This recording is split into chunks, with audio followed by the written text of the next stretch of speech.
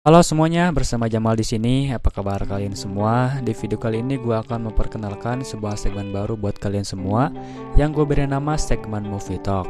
Di segmen ini gue akan membahas berbagai macam topik dunia perfilman, industri Hollywood, dan segala hal tentang dunia perfilman. Dan di episode kali ini gue akan membahas mengenai sebuah platform layanan streaming film terbesar yang sudah mempunyai banyak pelanggan dan bisa dibilang menjadi salah satu atau yang terbesar di dunia, yaitu Netflix. So sekarang kita akan bahas tentang Netflix, bagaimana mereka bisa begitu besar dan apa strategi yang mereka pakai sehingga bisa menjadi sebuah raksasa streaming film di dunia. Semua ini berawal dari Reed Hastings dan juga Mark Randolph. Kedua orang ini yang mempunyai peran banyak dalam mendirikan perusahaan Netflix. Berawal dari tahun 1997, mereka mengawali Netflix itu dalam bidang rental DVD. Mereka menyewakan DVD lewat email dan mengantarkannya lewat kurir. Lalu pada tahun 2010, Netflix melakukan sebuah perubahan yang sangat revolusioner dengan menciptakan layanan film streaming online yang mempunyai konten orisinal sendiri dan menjadi populer sampai sekarang. So, bagaimana mereka sangat sukses? Pada saat ini, tahun 97, mereka melihat bahwa bisnis DVD rental itu sangat banyak diminati. Namun di sisi lain, perkembangan internet belum begitu maju pada saat itu sehingga banyak perusahaan lain juga memperhitungkan internet. Namun Reed Hastings melihat potensi internet pada saat itu bisa membawa dia untuk memulai suatu perusahaan besar dalam bidang perfilman. Akhirnya dia menggunakan pendekatan digital. Awalnya ia menyewakan DVD secara online. Dan seiring berjalannya waktu, Netflix berhasil mengalahkan pesaing besarnya yaitu Blockbuster, perusahaan yang menguasai pasar rental DVD offline pada saat itu. Karena perkembangan internet yang pesat, memaksa Blockbuster bangkrut karena mereka tuh nggak mau berevolusi. Dan Netflix naik tahta. Untuk memperkuat bisnisnya, mereka pun berevolusi dengan menciptakan layanan streaming online sampai mempunyai ribuan konten orisinal sendiri untuk para pelanggannya. Terlepas dari fakta bahwa Netflix telah melakukan pendekatan secara digital pada bisnisnya, mereka juga sukses melakukan cara lain yang berbeda dengan beberapa perusahaan saingannya, yang menurut gue ini adalah salah satu kunci mereka bisa begitu besar sampai sekarang. Yang pertama adalah mereka punya model bisnis yang sangat hebat. Dalam istilah sederhananya, model Netflix ini memiliki pendekatan pasar yang luas dan didorong oleh kemudahan yang mereka berikan. Netflix juga tersedia di seluruh dunia dengan harga yang affordable. Para customer dibuat sederhana dengan mengaksesnya. Cukup 2-3 menit mereka sudah bisa mengakses Netflix. Dan sistem pun akan merekomendasikan apa yang cocok untuk kita tonton. Tentunya ini akan sangat relevan dengan minat masing-masing orang. Ada 3 paket yang mereka tawarkan dengan selisih harga 20% seperti paket individu ataupun paket keluarga, serta langganan per bulan yang dapat banyak orang nikmati. Kalian juga akan mendapatkan langganan gratis 1 bulan pertama. Dan untuk harganya berkisar $8 sampai $12 per bulan yang ditargetkan untuk pasar yang lebih luas. Berbicara mengenai layanan streaming ini, di sebagian negara tuh orang-orang membayar jumlah yang sama atau bahkan lebih tinggi untuk berlangganan TV kabel per bulan. Dan Netflix melihat ini sebagai peluang dengan menciptakan layanan yang hanya membutuhkan jaringan internet dengan harga yang bersahabat. Tentu tanpa iklan dan tanpa apapun, tanpa harus menunggu filmnya. Jadi dengan Netflix kita bisa memilih ribuan film yang kita sukai dan kita tinggal nonton aja asalkan ada internet di dalamnya. Yang selanjutnya adalah budaya kerja yang unik di dalam perusahaan Netflix. Dalam buku No Rules, karya Reed Hastings, salah satu pendiri dari Netflix, di sana diceritakan bahwa Netflix ini memiliki keunikan tersendiri dalam hal budaya kerjanya. Dalam budaya kerja itulah yang ngebuat Netflix bisa seperti sekarang. Netflix memiliki sistem rekrutmen yang sangat ketat dengan hanya menerima orang-orang dengan mental yang sangat kreatif dan juga bertanggung jawab. Perusahaan ini gak akan segan-segan memberikan gaji yang besar ke mereka yang kreatif. Jadi mereka menentukannya itu berdasarkan tingkat teknis, kontribusi, produktivitas, dan kemampuan bekerja dalam sebuah tim. Ini gak masalah bagi Netflix karena Netflix merupakan perusahaan besar yang mempunyai finansial yang kuat juga. Jadi bentuk dan model kayak gini itu nggak akan jadi masalah karena mereka bisa menggaji dengan sangat besar dengan kenyamanan yang sangat tinggi juga. Bayangkan kalian kerja di sebuah perusahaan dan bakalan dapat bayaran tinggi jika yang kalian kerjakan itu menarik dan berhasil di pasaran. Ini tuh keren, dimana sebuah upah itu tidak ditentukan di kontrak awal kerja yang hanya akan ngebuat orang itu bosan karena mau kalian kerja keras gimana pun juga, bayaran yang kalian akan dapatkan itu akan tetap sama. Berbeda dengan sistem kerja Netflix, yang kalian itu kalau punya ide kreatif dan berhasil di pasaran, mereka akan membayar kalian 10 kali lipat, bahkan 100 kali lipat. Pantas aja ada peraturan kayak gini yang ngebuat konten-konten dari Netflix itu sangat menarik. Yang itu berarti Netflix ini membutuhkan orang-orang yang benar-benar jago atau di atas rata-rata yang bisa bekerja secara bersama-sama. Chemistry di semua lini ini harus terjaga dengan sangat baik.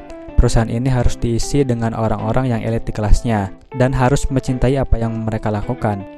Karena kalau mereka merekrut orang-orang yang sampah, gue yakin sistem itu gak akan berjalan. Makanya proses rekrutmen dalam perusahaan ini menjadi faktor yang paling penting di handbooknya mereka.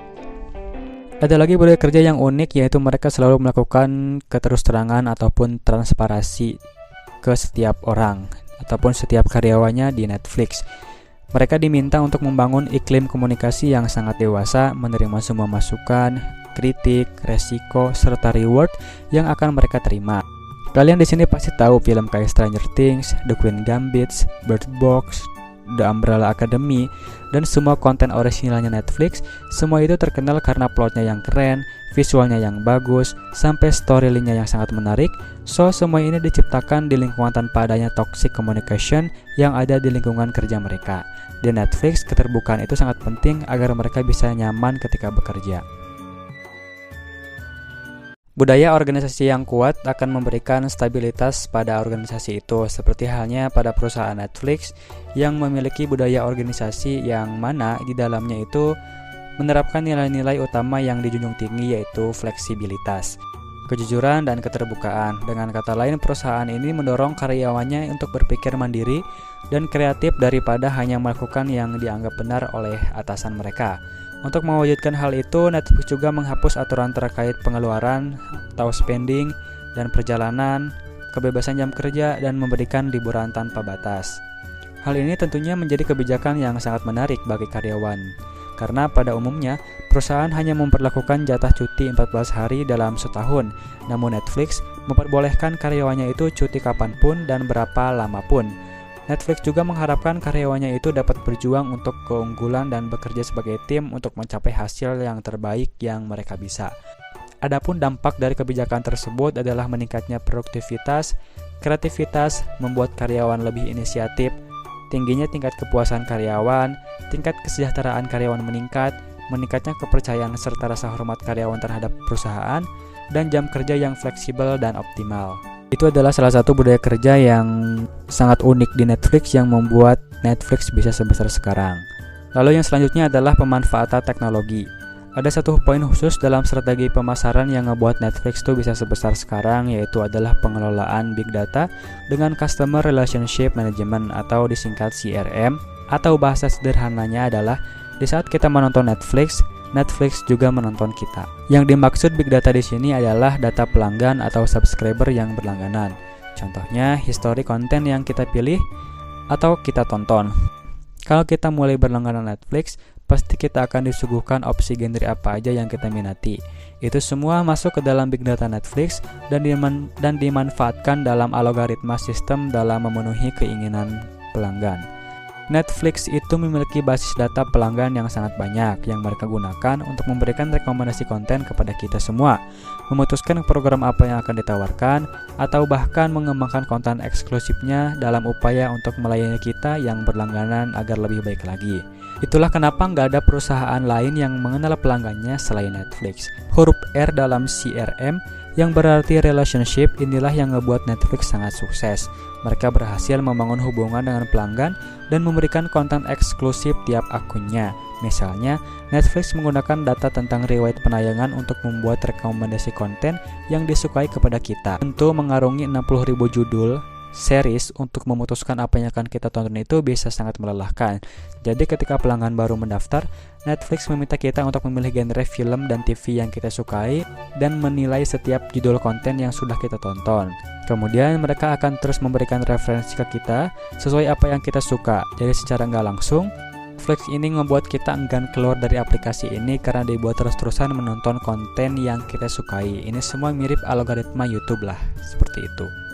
Rahasia Netflix pada dasarnya terletak pada hal-hal berikut, yakni memaksimalkan sebanyak mungkin bakat terbaik, menciptakan budaya keterus-terangan, dan memimpin berdasarkan konteks, bukan kontrol.